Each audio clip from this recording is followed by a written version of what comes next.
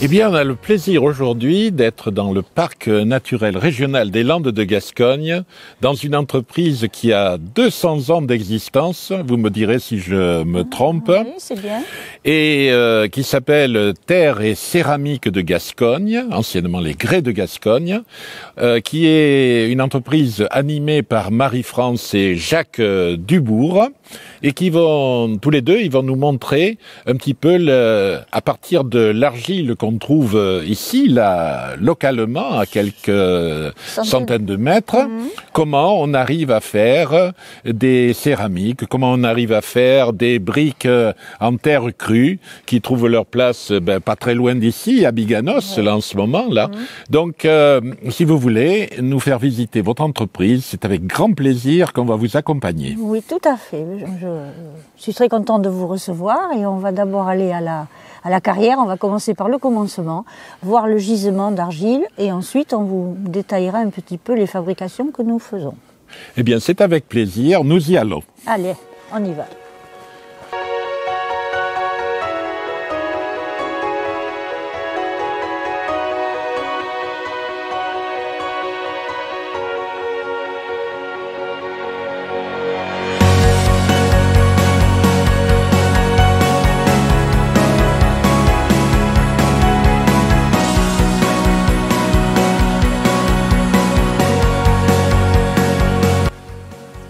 Alors, nous sommes devant votre carrière. Oui. Et c'est là d'où vient toute l'argile que vous utilisez. Oui, cette argile est extraite une fois par an. On vient ramasser, extraire l'argile au mois de septembre. Quand les eaux sont le plus basses, on garde les eaux pour les incendies au cas où, malheureusement. Donc après, on pompe et on vient ici chercher l'argile qui est extraite mécaniquement avec une pelle, un camion et un chargeur qui est à l'usine ensuite. On a 2 mètres à peu près de découverte et ensuite on tombe sur le gisement. On a 4 à 5 mètres de cette belle argile qui est d'une finesse et d'une qualité exceptionnelle.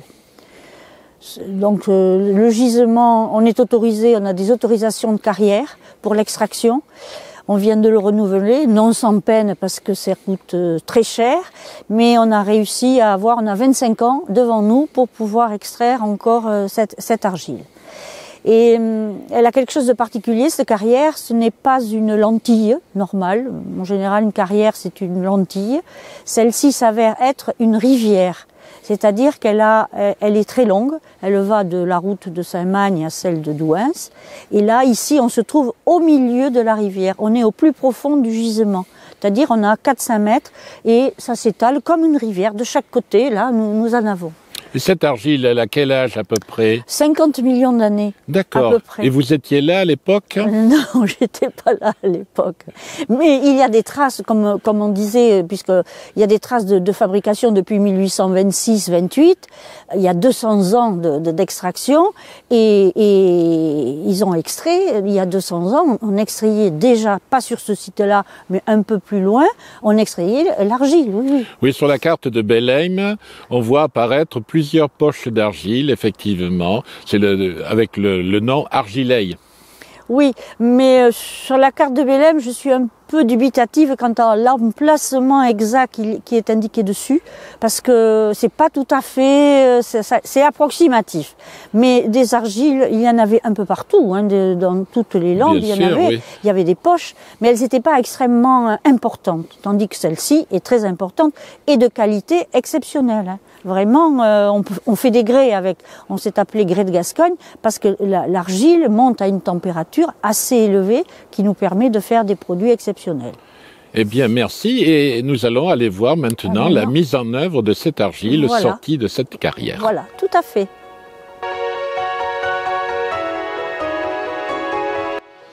Ah ben non, il faut qu'il arrête de scier là-bas. Oui, il nous fait scier.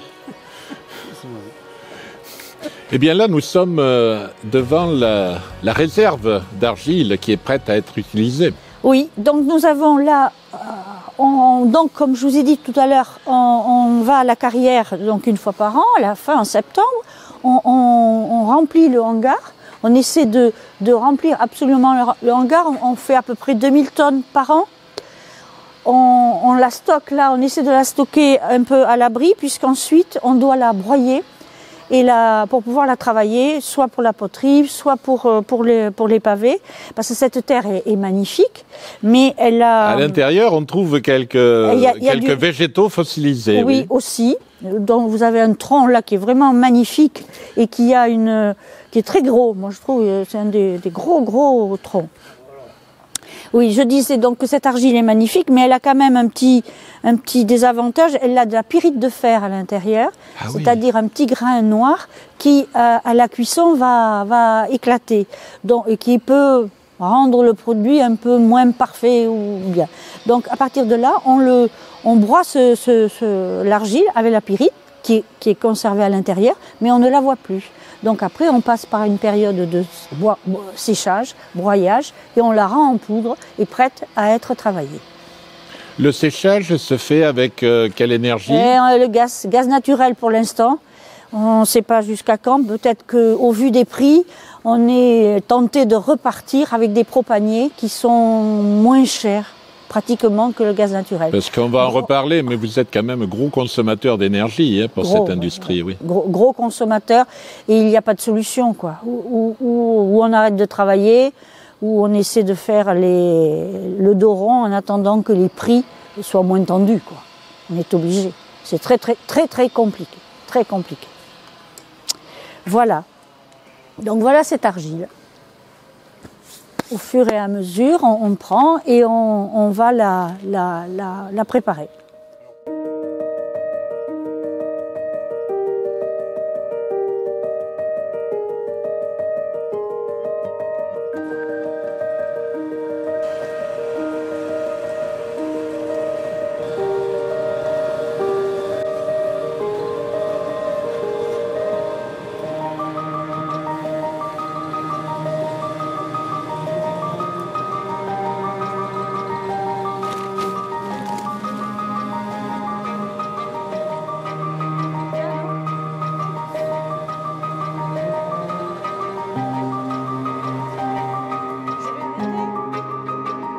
Nous avons vu la terre sous le hangar, elle a été préparée, micronisée, rendue en poudre, elle a été moulée dans une autre mouleuse, on a fait des pavés, c'était des pavés 24-12 qui nous servent à la base pour faire la préparation de l'argile pour les pots à résine.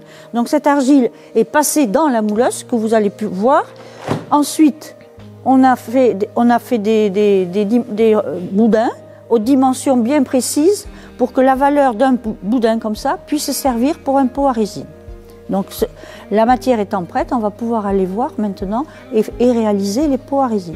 C'est assez exceptionnel de voir fabriquer des pots Hugues pour récolter de la résine, sachant bien sûr que les pots ne sont plus utilisés maintenant. Voilà, alors les pots ne sont plus utilisés, mais on a quand même, on est les derniers dans le parc régional. Oui, mais c'est quand même agréable de refabriquer un pot qui a l'origine du pot Hugues. Et la machine qui va fabriquer ces pots date de 1947 et le moule également. Et qui a été arrêté en fabrication de pots à résine dans les années 70, quoi, vous voyez. Et de faire revivre ce pot, je trouve ça formidable. Et puis c'est bien agréable d'avoir chez soi un vide-poche. On l'a amélioré, on va vous montrer ça. On l'émaille avec un émail alimentaire, donc vous pouvez vous en servir pour les glaçons, les cacahuètes ou ce que vous voulez. On peut aussi en faire autre chose que maintenant un pot à bougie, quoi. Alors, avis aux amateurs. Voilà, tout à fait.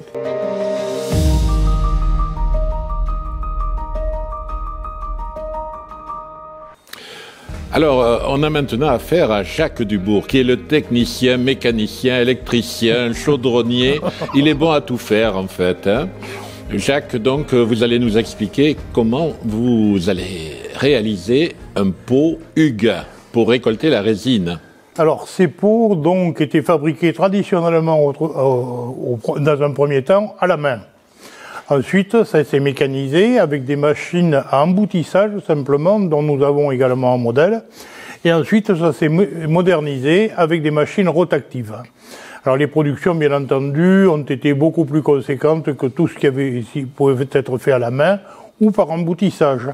Alors, je vous présente un petit peu la machine. Voilà, machine Crochon, 1947, année de fabrication, ainsi que le moule qui, lui, est d'origine. Alors, la machine est tournante, c'est-à-dire que on voit...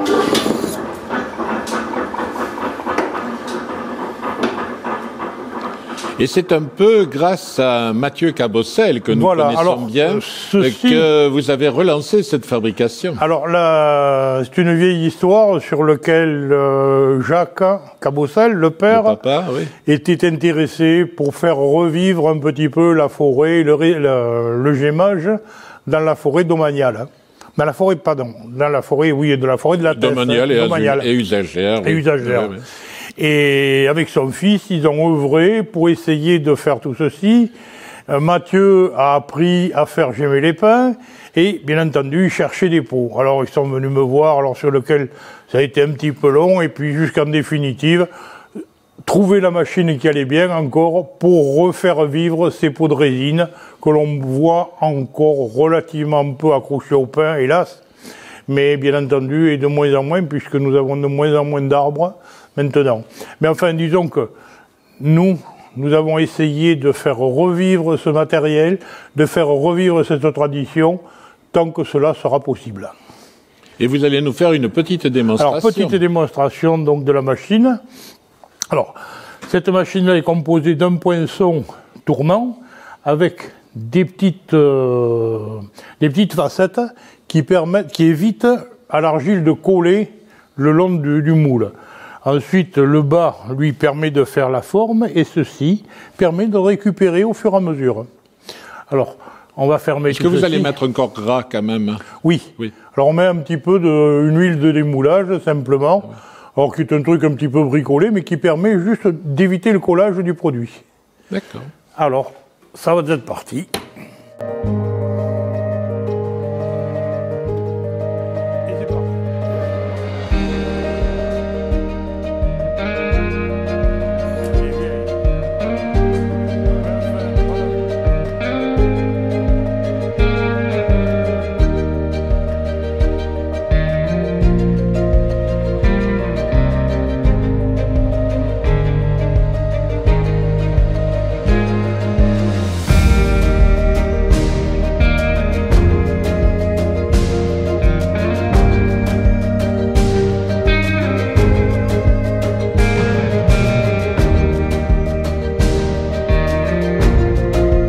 Et oui, donc ces pots sont marqués.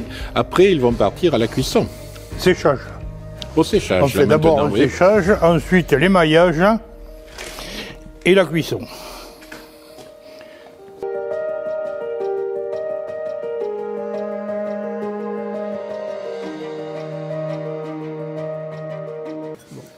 Alors, on a vu Jacques Dubourg fabriquer le pot, et maintenant nous allons arriver à la phase de séchage et puis de cuisson. Voilà, là on arrive sur la cuisson, puisque les pots ont été mis dans le four, comme vous les avez vu, gris.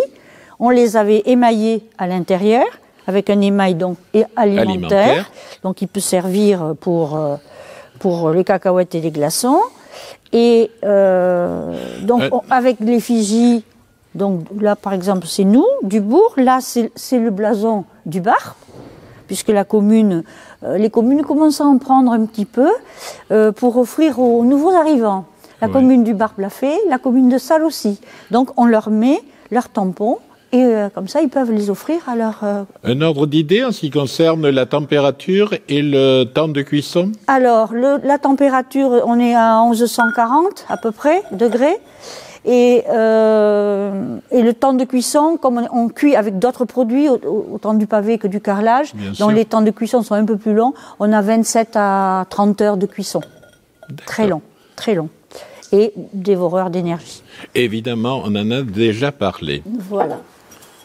Donc voilà les pots. Et maintenant, est-ce que vous pourriez nous parler de ces pavés en terre crue? Alors, ce ne sont pas des pavés en terre crue, c'est pas du pavé, ce sont des briques. Des briques. Des briques de terre crue avec du chanvre. Ce sont des produits nouveaux, dans la modernité, qui ont été demandés il y a 5 ans, à peu près, par l'aménageur Aquitanis sur le programme de Biganos. Ils sont venus nous voir, puisqu'on est la dernière briqueterie, tuilerie, comme ils appellent, du coin. On est très près de Buganance, on est à 20 minutes. Ils nous ont demandé de pouvoir créer une brique qui, crue, que l'on ne cuise pas, à cause de l'énergie, bien sûr.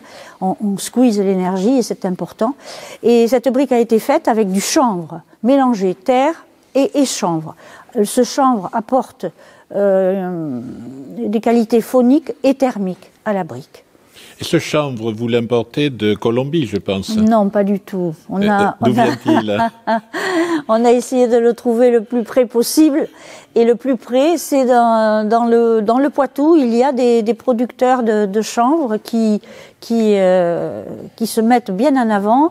Et nous sommes en train de faire partie d'une association.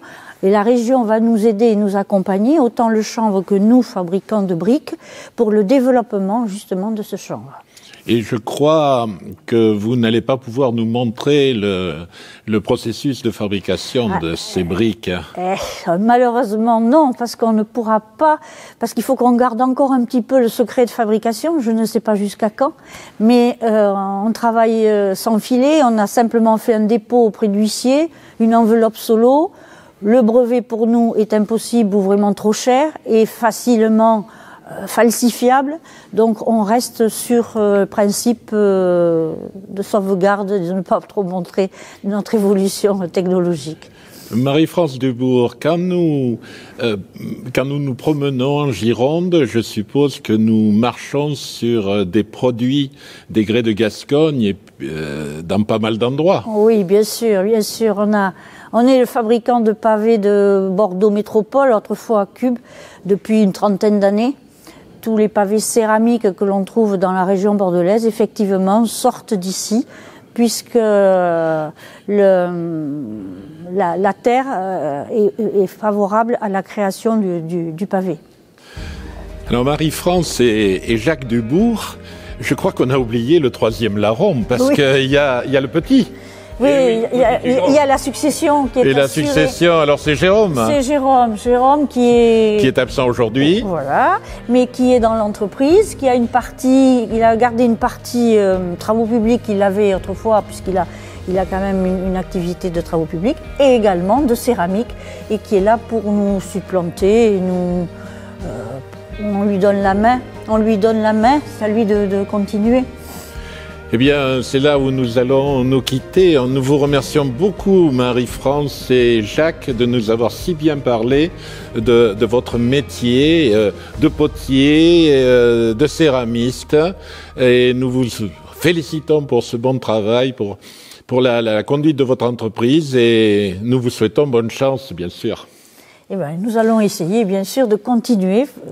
Surtout à la succession. Surtout à la succession, évidemment. Merci à tous les deux. Merci à vous. Merci.